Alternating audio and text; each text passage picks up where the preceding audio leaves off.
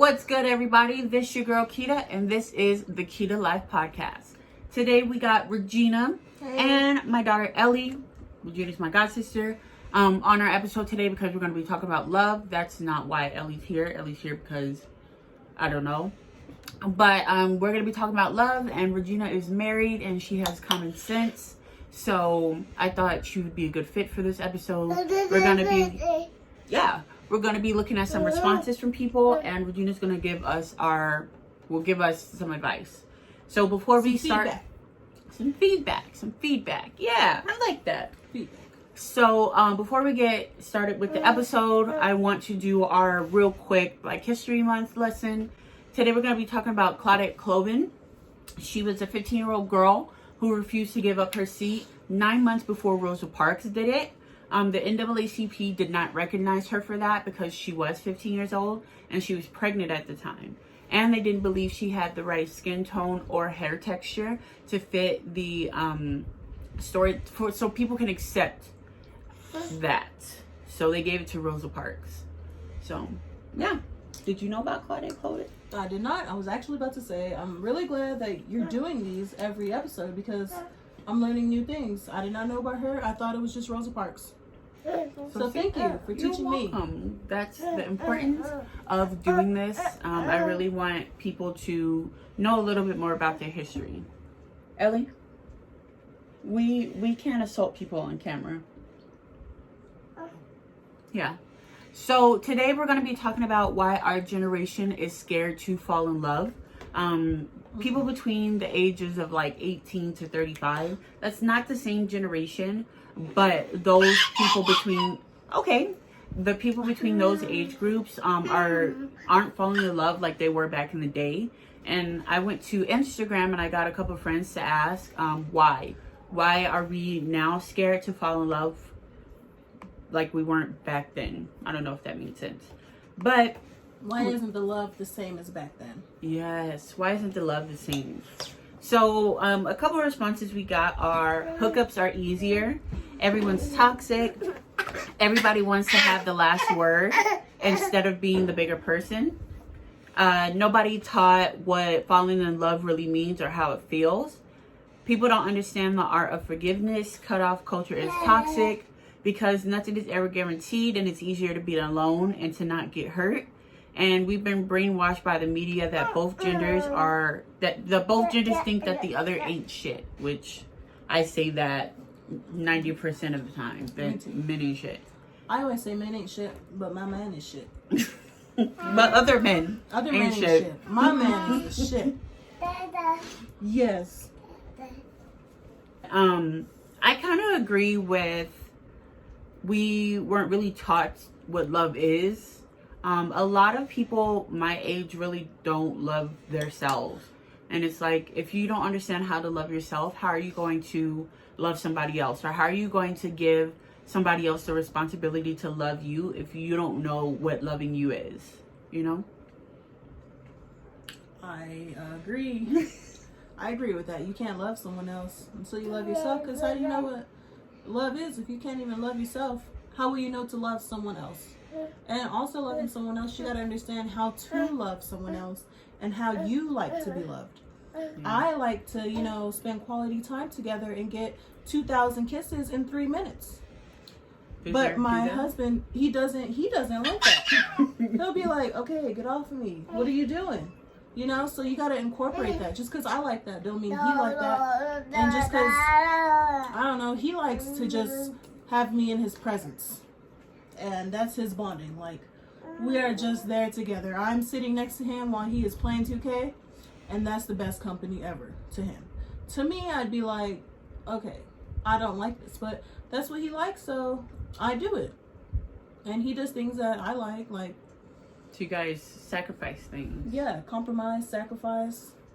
To make the relationship work. Mm-hmm. And that's what a lot of people don't like to do. They don't compromise. It's like it's like my way or the highway. Mm-hmm. My way or kick rocks. Period. You gotta understand that meeting someone else, they're not gonna do the exact same things that you do.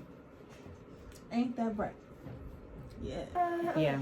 True. That's what I really want to teach Ellie, is that you have to love yourself first. And I can't speak for everybody, but I know a lot of people who were raised that they have to be dependent on a husband or a wife. Like, oh, I have to have a husband or I have to have a wife, and we tend to settle for things that we shouldn't settle for. Like, somebody told me, if you're sprinting in a 100 and you're winning, don't slow down to meet up with the other people. They need to be sprinting to keep up with you. So if you're great, don't settle for something because you want to be with that person. You need to stay great. Don't lower yourself. I wish you would stop. Always know your worth, because someone is gonna come that is worth your worth. Purr, and that's on Purr. That's on Mary Purr. That's what Mary had a little laugh. Another one that stood out to me was people don't understand the art of forgiveness. Cut off culture is toxic, which I definitely agree with because I am a part of cut off culture. Like, you look at me wrong and I'd be like, all right, I can't do this no more. Did you see how she breathed? I can't deal with that shit. like that is definitely me. And it's like, I could be married now. Like, I could not have the life. I mean, I'm grateful for the life that I have because it definitely could be worse. But I feel like me not knowing how to forgive other people has made me not lonely, but has put me in the situation that I'm in now, because it's like, what situation are you in now? I expect forgiveness, but I don't forgive other people. I'm dating, but like, I wish that I was in a more serious relationship.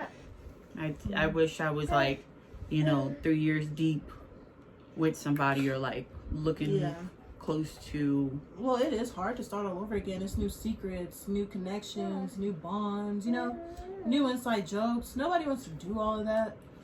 I'm tired of telling people my favorite color. What's your favorite color? Like, damn. I don't even know. I can't tell you. But yeah, I'd be quick to cut off somebody. But I am willing to say that, like, I expect people to forgive me when I mess up. But let somebody mess up and I'd be like, So why do you think that it's okay for you to expect something, but someone can't expect the same of you? I feel like I never really looked at it as me being a very selfish person. I looked at it as, in my head, I believe that I'm a good person, and I want people to also believe that I'm a good person. So like, when I make mistakes, I'd be like, oh man, like, okay, I'm human. Like, I'm still a good person. Like, even my mistakes come from a good part of my heart. It's just, I messed up. And like, when other people mess up, I tend to think that like, they came from a bad part. Like, they're trying to use me, or they're trying to, do something malicious. So I'm like, let me cut you off before you even get the chance. I'm not gonna let you get the chance. Period. I mean, I feel like that's good. That's a good guard to have. But also, you just can't, same way you say, oh dang, my bad, I messed up, I'm a good person. They can still be a good person too. You don't know if it was bad ill or, it was good ill, but I feel like people do deserve second chances. I feel like everyone deserves a second chance. So when do you say enough is enough? Like, when you look like Boo Boo the Fool. Like, when you just repeating yourself, yo dude cheat on you every day, and he be like, I'm gonna change this time. Well, you said that last time and the last 7 times. So what makes you think the 8th time is gonna be a charm? That's when I'm like, okay, that's it. Or I'm a big believer in actions speak louder than words. If you're telling me you love me, show me you love me. Because just saying, oh, Makita, I really love Ellie, and you being like, Regina, can you babysit her for like 2 hours? No, I'm not about to babysit her. It's like, damn, I'm just asking for like, 2 hours for you to babysit her or watch her or something like that. So it's like, do you really love my daughter? And it's not like I'm busy, nothing like that. I just don't want to. You know what I mean? Yeah, I get that. Actions speak way louder I get that. than words. Yeah. So when do you separate, this person is disrespectful to me, like he disrespects me and he just made a mistake? Or like let's say people who talk to people rude, like different cultures speak different ways, or like how I speak to you may not be the same way I speak to Aaron, right? So how do you separate that's just how they talk to, okay, this person is disrespecting me? Well, I feel like for me, it's actually like that with me and Eric. He talks very like, he's just bold and blunt, but I know his heart, and he doesn't get disrespectful. Like, you can tell when someone's talking to you and it's just being straight up, nonchalant about it. But then you can also tell when someone's trying to disrespect you, and it's like, okay, why are you talking to me like that? And he'll be like, oh, I didn't mean it like that. I just said I don't care. But it's not what you say, it's how you say it. So he can be like, I can say, hey, you want to go on a date tonight? I don't care. Like, yeah, I don't like or, that. Or, hey, you want to go on a date tonight? Oh, I don't care, babe. You know? Yeah. You can say the same thing, it's just how you say it. Or when people be like, you want me to come over? And they be like, if you want to. Like, there's a difference between, like, if you want to and, like, oh, yeah, I want you to come over. Yeah. There is. But I feel like it's just on how you say it to know if it's disrespect or not. In my opinion. Okay, I like that. So somebody actually left a whole story about why they're scared to fall in love, and it really was like eye-opening to me. I don't know if you want to read it. It says, I was talking with someone and I was worried I was being extra or crazy for showing that I cared about them. When I brought it up to my friend, she told me there's nothing obsessive about showing someone you like that you like them. She told me our generation places such negative connotations with being transparent and showing emotions. It makes a regular person who wants to show love seem like they're crazy. For me, I was always scared of loving too hard because that would have allowed so many people to take advantage of me. And like that one. You like that one, huh? That one was deep because like it is true. Like I was always scared to like show how much I cared about somebody, because it was always looked at like, damn, like this girl is crazy. And it's like people have different love languages, I guess, and we were brought up to believe that you have to hide emotion. Like I was always taught that once you show a man that you don't care, that's when he cares. So like you have to act like you don't want a man so he can want you. And I'm like, why? And sometimes I get taken as, okay, you don't want me, like I'm not about to fight for you. Right. You know? I feel like that's really strong in the Black community. Like emotions. Yeah. Like dust it off, stop crying, do this and that. In my house, we did not go around telling each other, I love you. Oh, I love you too. Come here, give me a hug. That was not going on in my house, but I knew that I was loved. Like there was never a question like, do they love me? This and that. Like I knew I was loved. We just didn't show affection or emotion. It was like, ew, what are you doing? So I feel like that can carry you a long way. I also feel like a big thing about love and like people's connection can come from childhood. Like you are a product of your childhood. Yeah. For me, for example, my childhood. Yes, you already know what I'm about to say. For my childhood, my dad was always with different women all the time. So I thought that was normal. As a child, not knowing what love really is and just seeing that growing up, it's like, okay, well, it's normal for me to go date 3 guys at one time and, play them and this and that. But it's not. I had to learn that myself. Like, okay, this isn't normal. Like, you shouldn't be doing that. So everybody is a product of their childhood, but it comes in a time where it's like, okay, you're old enough to know that this is a problem and you need to fix it. You can't just keep hanging on to that excuse for the rest of your life for everybody that you date. So like if you gotta sneak around to do it, obviously it's not right. Like even if you were taught that you have to sneak around, sneaking around is not cool. So like you at one point had like different people you were talking to? I wanted to be a player so bad. You know, I wanted to be like just like a lot. Yeah, I wanted to be just like my dad. Like, dang, this dude is smooth. Like, I'm trying to be like him when I grow up. Then I realized that is who I don't want to be like, relationship wise. He's cool beyond that, but not relationship. Cool. He's a cool man. I think he's real nice. So somebody else said, I feel like there's so many factors that, but few main topics may be due to how easily physical connection is found.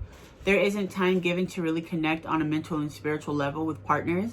Second, the fucking economy. You can maybe fall in love, but in order to move on to getting married and buying a place together is harder for this generation than it was for previous generations, like baby boomers. Third, people are scared to fall in love because we are not in love with ourselves yet. We are fed endless highlights of others' lives through social media that we think we aren't worthy or ready or capable of finding love. Which is true, because like every time you go on the Shade Room, for example, they're talking about Sierra and Russell Wilson. Like, that's who we're supposed to be. That's how our relationship is supposed to be. Mm-hmm. And it's like, if I find a man who isn't willing to rent out a whole stadium for me, then he doesn't love me. But it's like, that's not his love language. That's not, you know, who he is. Like, not only his love language, how many niggas you meet that can rent out a whole stadium for you? Like, I ain't got that type of money. Another reason is because everyone's scared about looks and they don't go for the person's heart. That is true. Personality is big, but looks are big to some people too. I feel like looks are big to everybody. Mm-hmm. The reason being is, if somebody, you know, I don't know, that looked like the Grinch came and asked you out on a date, you gonna say yes? I'm gonna be like, what the I'm fuck? gonna be like, no. I'm not trying to sound rude, but that's just being honest. But the Grinch could be everything you want in someone, and that's gonna treat you perfectly fine, but you wouldn't know because you, what the fuck? Him. And I feel like that's what I had on my bio on Tinder. I'm that fire song that you keep skipping. Not what song, like, you know that one song in your music library that you always skip. Oh. And then like one day you finally listen to it and you're like, yo, this is not that bad. Yo, this song is lit. Like, I like that metaphor. I'm that fire song that you keep skipping. But it's true, like, we always look at that person's outer appearance and we miss that 10 in, what am I trying to say? You miss that person from the inside. They're a 10 on the inside, but they might look like a 5 on the outside, and you don't give them the chance. You go to the girl that's on the 10 on the outside and she's a 1. And she has the worst attitude, and you're like, damn. And it's like, why do I keep finding these people who are shit people?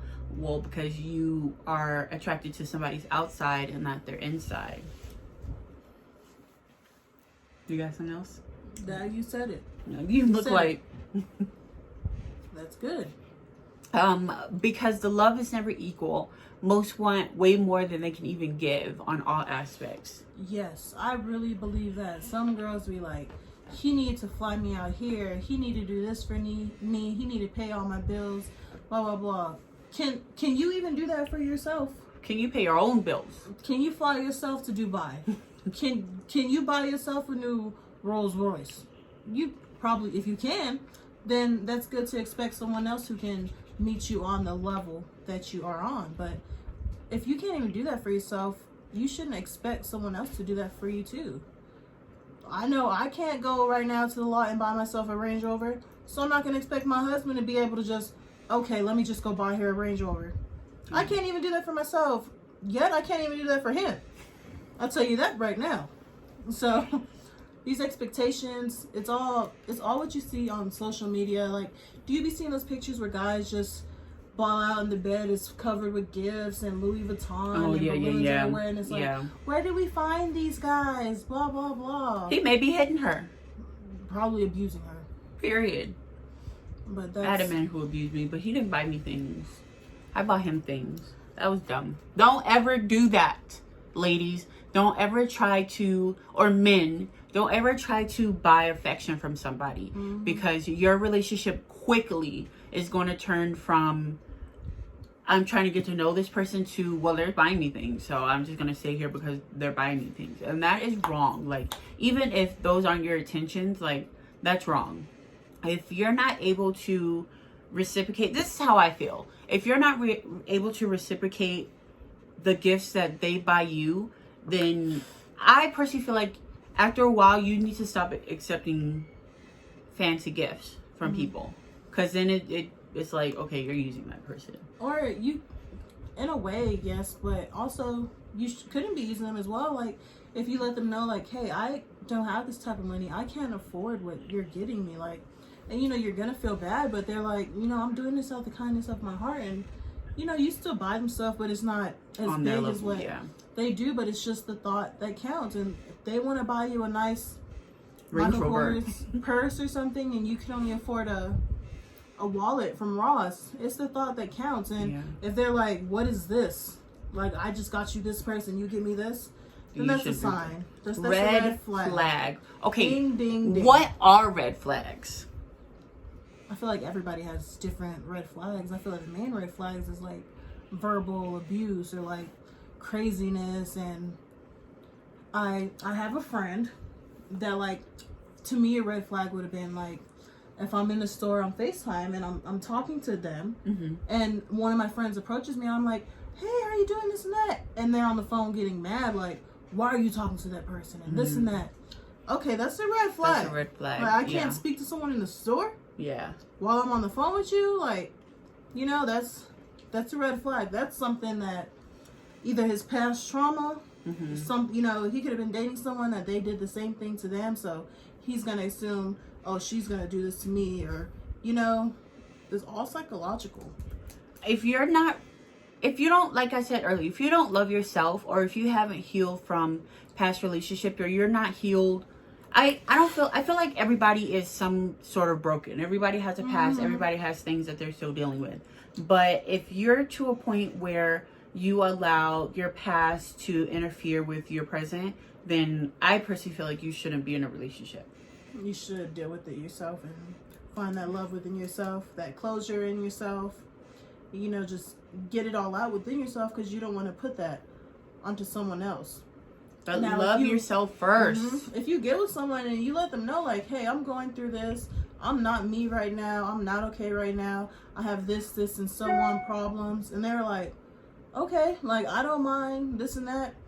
To that point, that's on them. If later on they're like, well, you came with me and you had all these problems, I let you know from the get. I was honest. That's honesty and communication all the time. That's all you need. But, like, as long as you're working on those issues, then I feel like it's okay. Like, don't get in a relationship and tell them, like, I deal with, you know, this, and this, and you're not actively trying to fix it. It's like, I personally wouldn't, but let's say I fell in love with somebody who was addicted to drugs, right? But, like, they're trying to beat that addiction. Drugs, like, you know, like meth and stuff? No, not meth. What kind of drugs? Like, let's say pills. Okay, let's say like they're addicted to like pain pills. I'm not trying to seem like I'm better than somebody who does meth, because everybody has an issue, but that's just what I decide to deal with. But, like, let's say they are addicted to pain pills, and they're like, you know, I'm addicted to pain pills, but, like, I'm really trying to beat it. Then I personally feel like I can be with that person while they're working on that. Like, I know what I'm signing up for. As long as they're working. Yeah, as long as they're. Now, if you come to me and be like, I pop pain pills, you want a pain pill, then you gotta go, sir. You gotta keep it pushing. Yeah. And also, I feel like a lot of relationships, they require their significant other to make them happy. And it shouldn't be like that. You should worry about you being happy, and they should worry about them being happy. And both of y'all happy, you'll be happy together. You shouldn't be like, oh, I need to make her happy. Well, you're not even happy, but you're stressing out to make someone else happy. Like, no, you need to be happy. They need to be happy. Then the happiness comes together. You can't be happy and I'm sad, and it's just not going to work out. That's a positive and a negative. You know, Kurt Franklin said you have to marry the homie. And how he explained it, oh my God, it was so deep. Like, he was saying that sometimes you have to be the light for your significant other. Like, let's say, like, they're having a bad day. Like you, for example, like, you went through a traumatic experience. Like, that was the time for your husband to be, your light. Like if he was just like, Regina's, in the room crying, like I'm just gonna let her, then it's gonna be like, you're dealing with this situation by yourself, and like you're in a relationship, like you guys, everything is together, you guys deal with things together.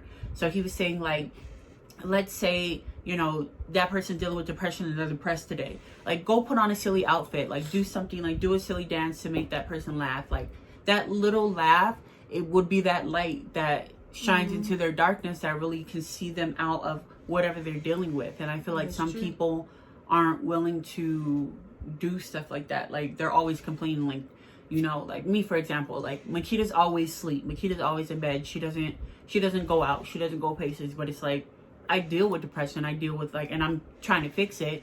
But these are things that if you were to just come in and do a silly face and leave, like that little laugh is going to give me the strength that I need to fight it and to be in a better mood. This generation these days, I feel like they do understand it, but they use it as an excuse for everything. Like, I can't do this because I'm depressed. I can't go get a job because I'm depressed. And it's like, I understand that. I really do. I never really had to deal with depression until now.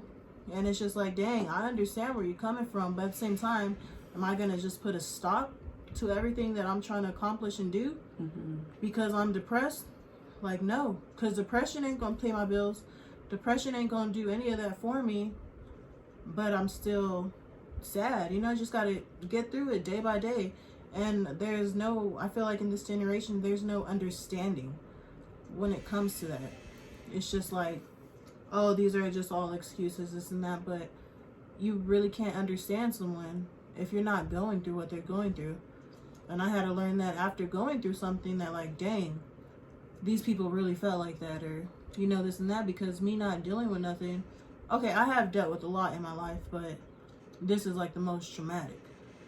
So it's like, dang, you can't really feel my pain if you never gone through this, so you can't tell me how to feel and tell me how to love or any of that if you don't know what I'm going through or even know a bit of the pain. So I feel like that's where my concept of understanding comes in, and sometimes it's not going to be 50-50. Sometimes with me and my husband, it's 80-20. I'll be messed up and he'll have to bring that 80% out. And sometimes it's like that. Sometimes it's switched. It's not always happy and 50-50 all the time. No. Sometimes we want to fight each other. But that's rare. So, like, I was in a relationship where I was super, super, super depressed, and like, shout out to him for realizing like this is not healthy for me, like I need to leave this relationship. But like, at what point do you be like, this is enough, like enough is enough, like this person has too much baggage that I'm not willing to continue carrying? At what point? I feel like everybody has a like breaking point types. I feel like everybody has a different breaking point. I have one friend that one of my other friends asked her, what is your breaking point? And she was like, I don't think I have one. And it was like, wow, but you'll know when it's your breaking point. But I can't really say what is the breaking point until you actually get to that, and it's like, enough is enough. Like, I guess, you're tired of feeling dumb, or you're tired of everybody coming to you with stuff. You're tired of catching him or her doing something. It's like, enough is enough. And then when you call it quits, that's when they're like, oh, I want to change, I'm so sorry, this and that. But that's where it's like your own strong will, like, do I go back and try to fix this, or is enough really enough? That was deep. So would you deal with cheating? No. Well, okay, I'm not gonna be hypocritical because I have been cheated on before. Did you take them times. Okay, by the same person? Like, you took that person back? Took them back all the time. And I just felt like, what's wrong with me? Like, do I need to fix myself? Like, am I not enough, or this and that? But then I came to realization, like, I am enough. Like, there is nothing wrong with me. There's something wrong with this person. Like, boss up, know your worth, and go get what you're worth. Fix your credit. Yes. Go get at it. Fix Your your crowd. Fix your crowd. Yeah. And shout out. Now, no, I don't. Knock on wood.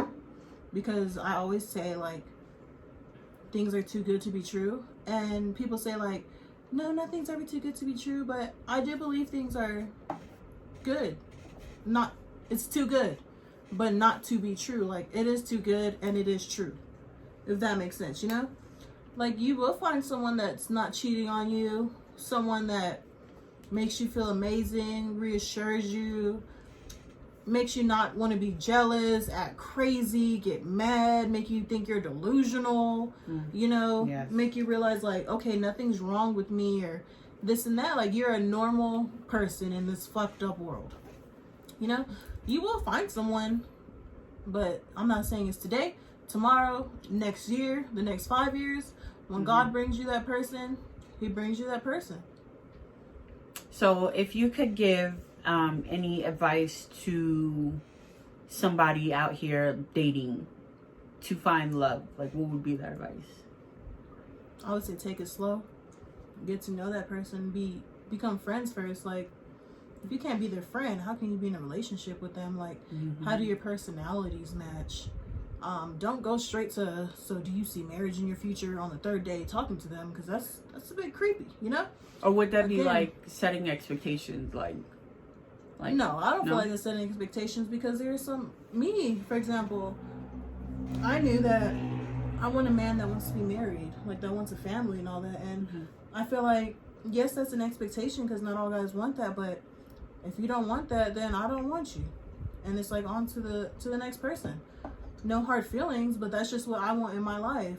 And there's someone out there that wants the same thing. Okay. And so I would just say, you know, be truthful with each other. Like, things that you would want me to know or that I would want you to know. Be friends, you know, go out together as friends and like bring your friends and not be like all booed up and stuff, but you know, like homies. And that's what it was like for me and my husband. We were friends, and I never had a friendship like that with a male at all. So when did you know he was the one? I knew he was the one. This sounds crazy. This sounds so hypocritical, but it was like maybe like 3-4 weeks after talking to him. I'm not gonna lie, I feel like I wasn't shit at the beginning, like towards him, but I had just got out of something, and well, not just, but I was out of something, and I wanted to have my fun. And I met him, and I just knew, like, damn, like, I like him in the middle of me having fun. So it's like, you want to have fun, or you want to miss a shooting star, you know? So of course I did not miss the shooting star. I caught it. But I knew he was the one because our vibe, our connection, our jokes, like we had so much in common.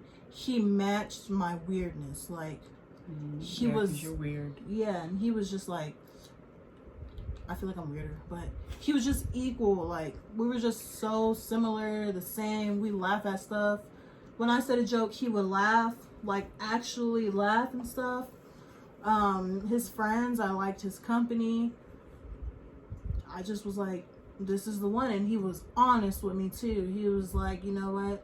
I'm not here for games. Like, I want to be serious. Like, we're at an age, like, it's not just hooking up or this and that. Like, I want family. I want this and that. And I was like, I want that same thing too. Like, I'm tired of being played out here. Like, I don't want that. So yeah, that's when I knew he was the one, and we made it official and never looked back since. They've almost been married for a year.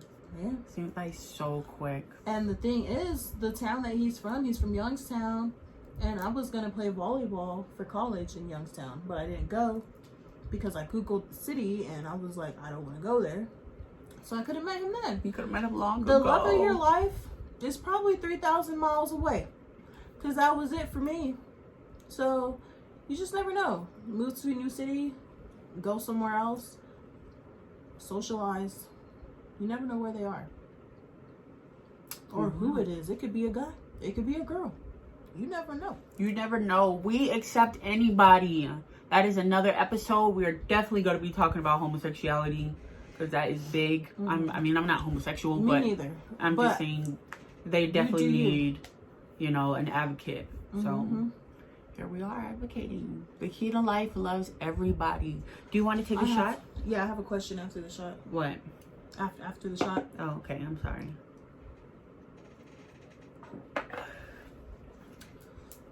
Woo. Yeah, that one burned. Okay, so this is me after 4 shots. Me after 6 shots.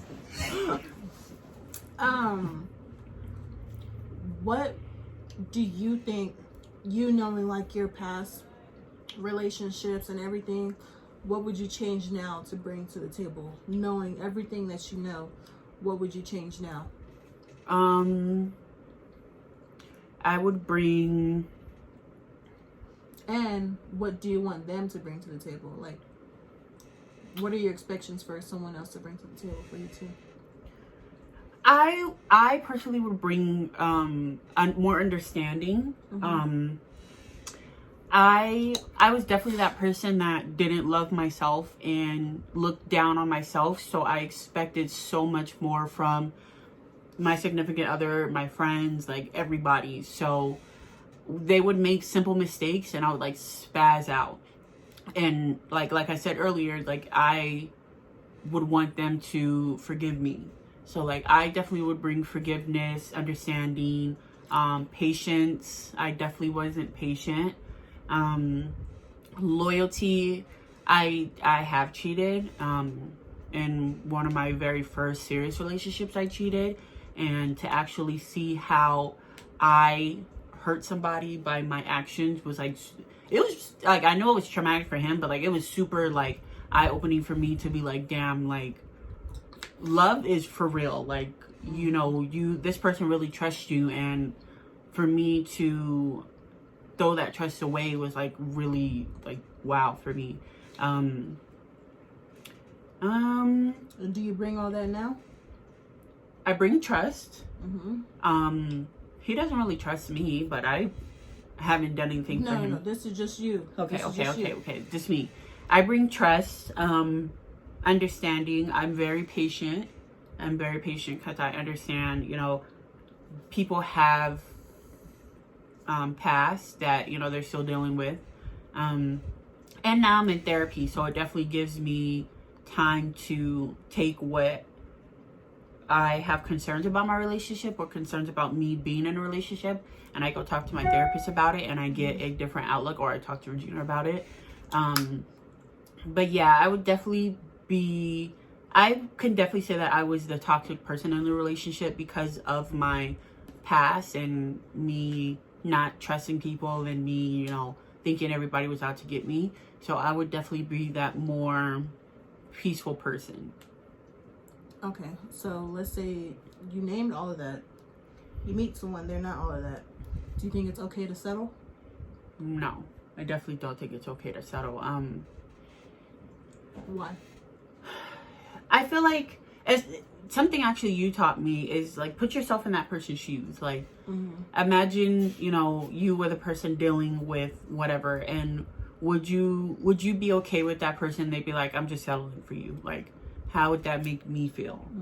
So I wouldn't want them to feel that way. So I also feel it's not okay to settle for someone because it's like, you know your worth and you're just settling with someone you find because why? You're tired of looking, you're tired of the heartbreak, you're tired of meeting someone new all the time, and that's totally understandable. I really understand that. But at the same time, in my opinion, I feel like you shouldn't settle with someone that you know that you can find better. You know that you deserve better. If you know that you are better, then find better. If you're sprinting into 100, don't slow down. Don't slow down to wait for them to catch up to you. Period. You find someone that's running right next to you that's making it a tough race. Yes. Because you want someone that's going to push you and, challenge you. And the same for them. You want to push and challenge them because in the future, you want to have an empire. You want to be a power couple. So get someone that pushes you, someone that makes you want to be better for yourself and for them. So do you have not saying you want your relationship to be like these people, but like, do you have that I look up to this couple? No, not really. Like, there's a couple I see on social media that I'm like, oh, they're cute, I like them, but I don't want to compare their relationship to mine. I want my relationship to be my relationship. And if someone's like, oh my gosh, look at Regina and Eric's relationship, I love it, yay, because I like that. But I don't want to be someone else's relationship. I want to be my own goals, you know? But don't get me wrong, I be seeing couples, I'm like, oh my gosh, like, look at them, this and that. That don't mean that I want that to be me. Yeah. That's, yeah. Like, when, what do they call it? The Shade Room is always talking about, like, what Sierra's prayer to get Russell. And it's like, well, you know, Sierra's prayer got her Russell. So if you're saying the exact same prayer, like, you're expecting Russell, and Russell's already taken. Like, Russell's already Russell. So you need to, you know, if you are one of those people who pray, like me, I pray that, you know, God sent me a man that loves God, first of all, loves my daughter, because I have obviously you saw earlier, I have a daughter, and who is patient, and who is kind, and who understands, and who is funny. So please stop looking at social media. That is half of the reason, you know, why we have a lot of issues. We're looking at social media. Like, 2 Chainz raps about having bitches, but he's married. Yeah. You know, and that's who all people... media, all cap. All cap. All cap, no facts. Period. And that's what's wrong with our generation. They just look at social media like...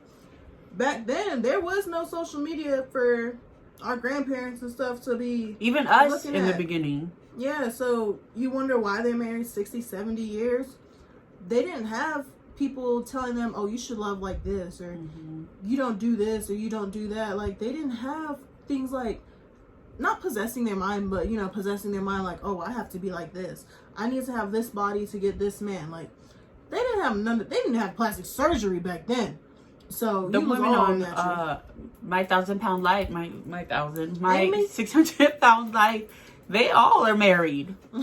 So don't let social media, you know, that's just my point. This generation is stuck on social media and the expectations of social media. They don't deal with their childhood problems, their traumas that they have. They bring it into new relationships. Hooking up is way easier than getting into a relationship. If you don't want a relationship, then so be it. You know, that's fine. That's your prerogative. But yeah, love is different now, and it's scary, to be honest. The way that y'all be seeing it, like, I'm glad that, not trying to like shade you, but like, I'm glad that I found, you know, my person now, because it's scary out there. And it's like, can I trust them, or, you know, or do I gotta sleep with one eye open, or stuff like that. Like, it's just really scary out there to date new expectations and all of that. Like, not me. No, ma'am. And I didn't know what love was. I grew up in a single parent household, and I didn't know what, you know, how you're supposed to love a man, or how a man's supposed to love you, this and that.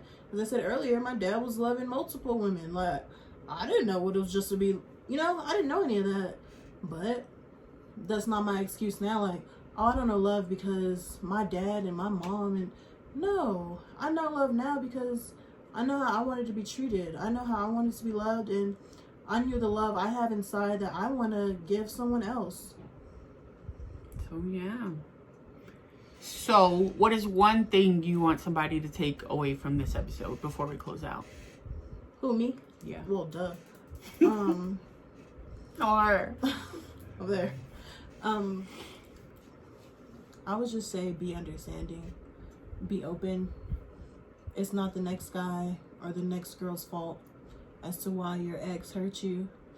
So you gotta treat them like it's new. Be patient, be kind, be honest, communicate. It's not what you say, it's how you say it. Love yourself. Love yourself, be forgiving. Be happy with yourself first. Love yourself first, like Nikita said, and I don't know. Just be unapologetic. Regina will be back, guys. Thank you so much for watching. This one is kind of long, but I hope that you guys learned something. So yeah, happy Valentine's Day for those that are in love. Happy Valentine's Day that those aren't in love. Love yourself. Take this time out to do something for yourself. Don't look for somebody else to do it. Take yourself out to dinner. Buy yourself something. Find out your love language. Period. With yourself. So we will see you next week on the Key to Life. Be prepared for our I think what I want to start doing is like a little trivias, maybe at the end of this month or the beginning of next month. Little trivias to see if you guys were listening to my Black History lessons, and I'll be giving out some things. So stay tuned, and thanks for watching. What is wrong with you? That's supposed to be your closing music. Sorry. Bye.